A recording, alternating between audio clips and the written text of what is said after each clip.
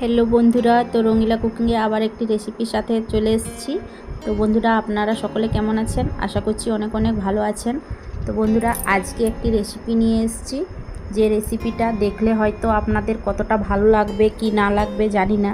তো আজকে শরীরটা একটু খারাপ লাগছিল, তো তার জন্য আজকে একটা এমন ধরনের রেসিপি আপনাদের সাথে শেয়ার করব, হয়তো অনেকটাই আপনাদেরকে ভালো।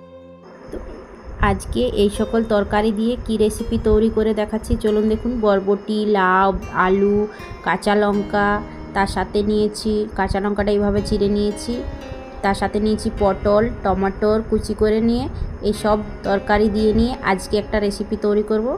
তো এইখানে নিয়ে নিয়েছি চাল। তো চালটা বাড়ির চাল নিয়েছি আমি। তো আপনাদের পরিমাণ মতো আপনারা চালটা মেজারিং কাপে নেপে নেবেন। আমি এক বাটি নেপে নিয়েছি। তো এখন সাইডে রেখে নিচ্ছি, আর তরকারিগুলোকেও আমি সাইডে রেখে নিচ্ছি।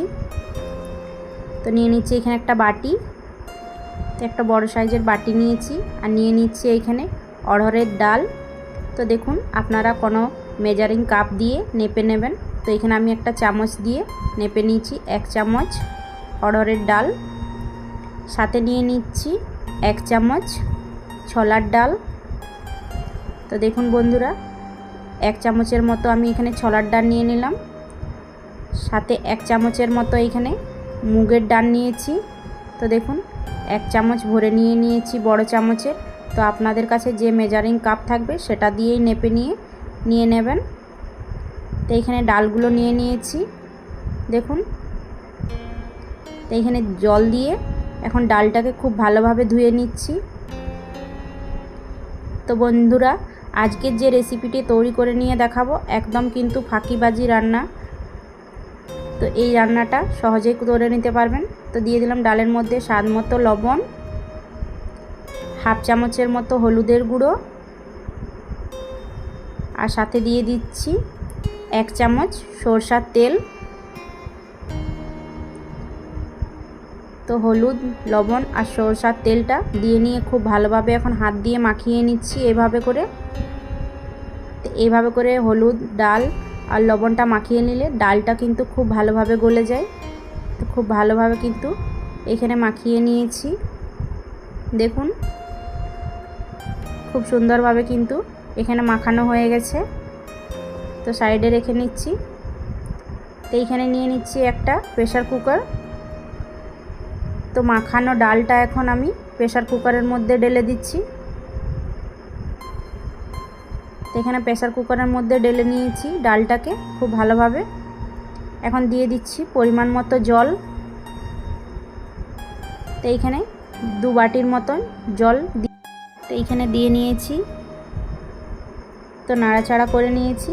এখন প্রেসার কুকারের ঢাকনটা লাগিয়ে এখন 2 থেকে 3 সিটির মতন আমি এখানে দিয়ে নিচ্ছি। তো চলে যাচ্ছি গ্যাসের দিকে। তো গ্যাসের উপরে একটা হাঁড়ি বসিয়ে নিয়েছি, ডালটা ওইদিকে সেদ্ধ হচ্ছে। তখন হাঁড়ির মধ্যে দিয়ে দিচ্ছি এখন জল। তো আমি এইখানে জল দিয়ে দিয়েছি পরিমাণ মতো দেখুন। এখানে ঢাকন দিয়ে জলটাকে খুব ভালোভাবে গরম করে নেব।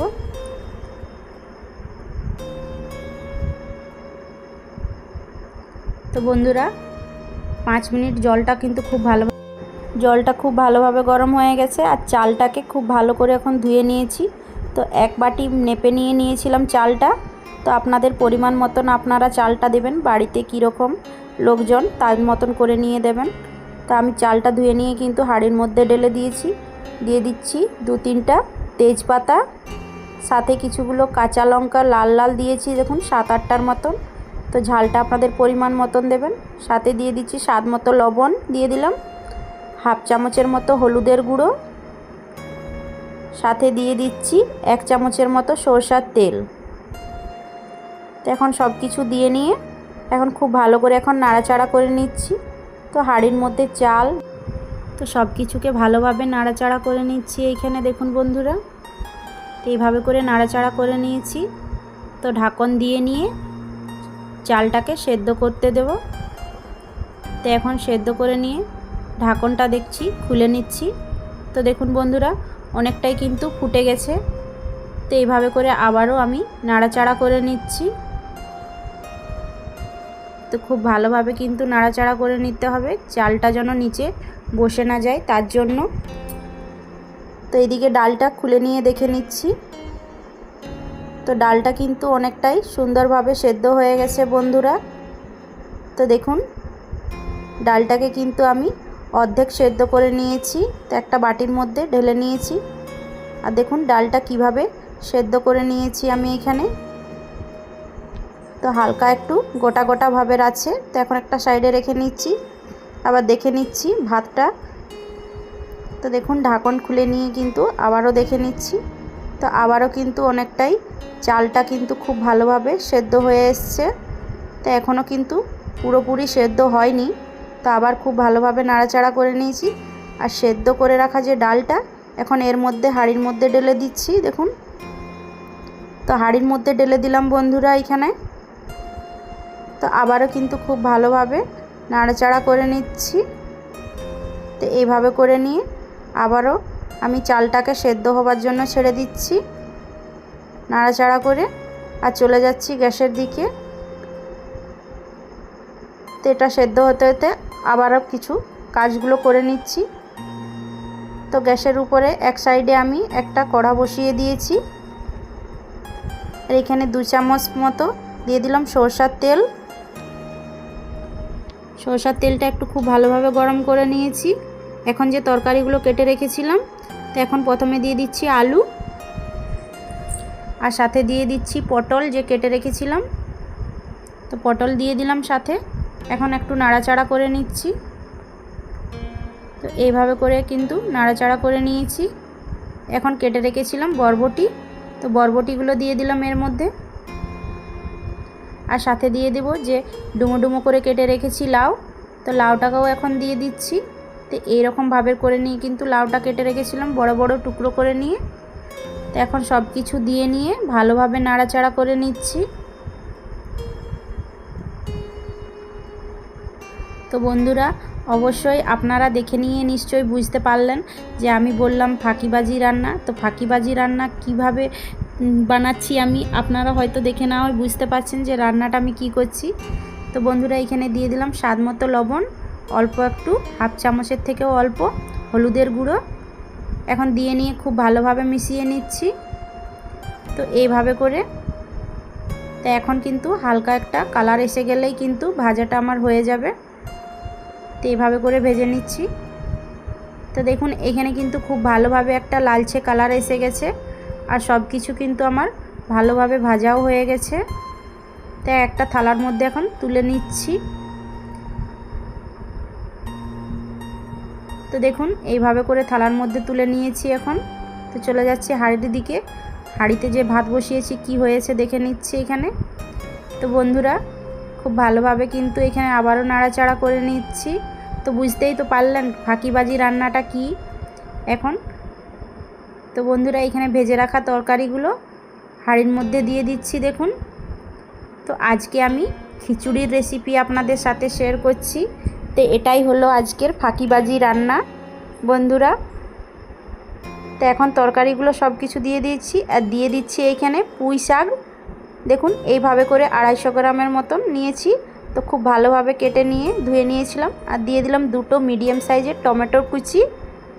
তো সব কিছু দিয়ে নিয়ে কিন্তু আবারও খুব ভালোভাবে নাড়াচাড়া করে নিচ্ছি। এইভাবে করে নিয়ে আমার মনে হচ্ছে জলটা একটু লাগবে। তো এইখানে কিন্তু নাড়াচাড়া করে নিচ্ছি আর কিছু জল অল্প দিয়ে দিচ্ছি। তো একটা বাটি নেপে 1 বাটি পরিমাণের জল এখানে দিয়ে দিচ্ছি। তো এখানে জলটা দিয়ে নিয়ে কিন্তু খুব ভালোভাবে আবারও নাড়াচাড়া করে নিচ্ছি।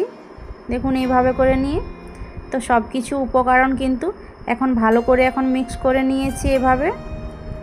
আর আমি যে জলটা দিয়ে নিয়েছি আবারও খুব ভালোভাবে ফুটিয়ে নিচ্ছি।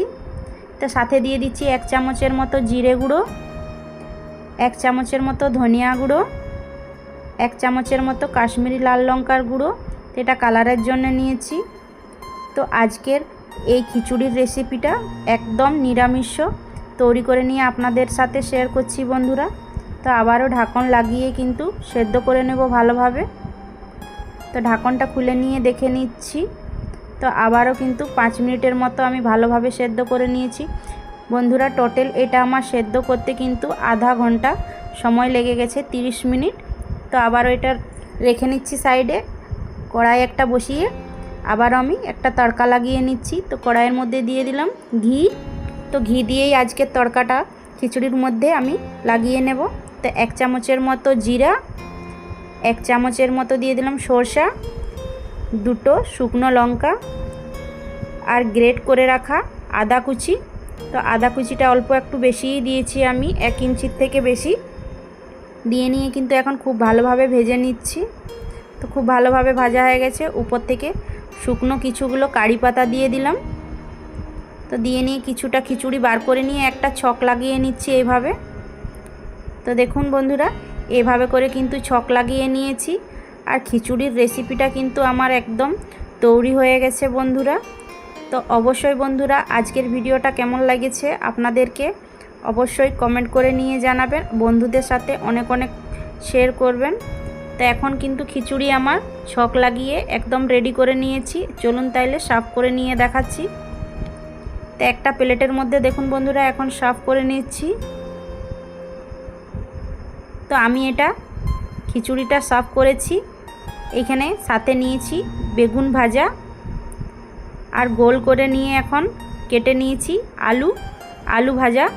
তো আজকের রেসিপি আমি খিচুড়িটা সার্ভ করেছি বেগুন ভাজা, আলু ভাজা আর সাথে পাঁপড় দিয়ে নিয়ে আপনাদের সাথে সার্ভ করে নিয়ে দেখাচ্ছি। আর এইভাবে করে কিন্তু খিচুড়ি তৈরি করলে কিন্তু অনেকটাই ভালো হয় আর খেতেও কিন্তু অনেকটা স্বাদের লাগে। তো বন্ধুরা আজকের রেসিপি এইরকম ফাঁকিবাজি রান্নাটা কেমন লেগেছে আপনাদের কাছে অবশ্যই কমেন্ট করে নিয়ে জানাবেন। কমেন্ট করতে ভুলবেন না বন্ধুরা। যদি আপনাদেরকে এই রকম ফাঁকিবাজি রান্না আমার আজকে আপনাদের কাছে ভালো লেগে থাকে অবশ্যই।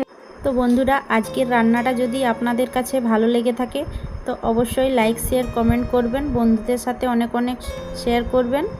আর আমার বন্ধুরা যারা আমার পাশে আছেন বন্ধুরা অবশ্যই আমার পাশে থাকবেন। আর আমাকে যারা কমেন্ট করে নিয়ে জানান যে আমার রান্নাগুলো খুব ভালো লাগে আপনাদেরকে, তাদেরকে জানাচ্ছি অসংখ্য ধন্যবাদ বন্ধুরা। এভাবেই কিন্তু আপনারা আমার পাশে থাকবেন।